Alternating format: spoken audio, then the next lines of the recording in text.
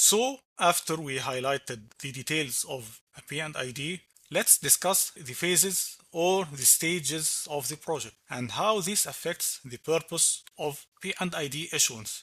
This shall affect the details to be shown on the P&ID.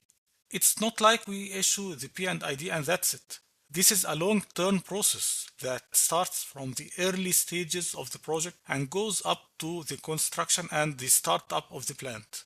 That's why we need to issue the P&ID at each stage in order to add the required details that the downstream activities shall use.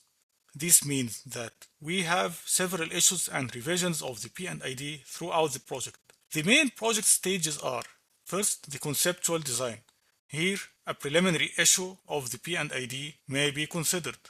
Then we have the basic engineering. Here we are talking about understanding the client or operational requirements, so we can usually issue the P&ID for review.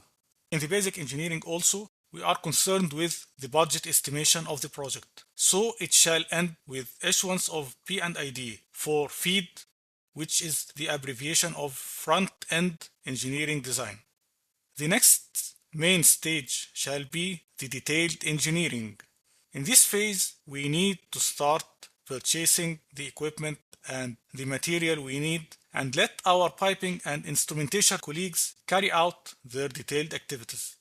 So we shall issue the P&ID for design. Then, as we finalize our design, we shall receive the data we need from vendors and implement the HAZOP recommendations. So here we can issue the P&ID for construction. Here, the P&ID can be used to generate piping isometrics and hence construction activities can be carried out. So at this stage and as the construction is carried out, if there are any modifications afterwards that were made during construction or commissioning or after the start-up of the plant, all these comments shall be considered in the final P&ID, which is called as-built issue.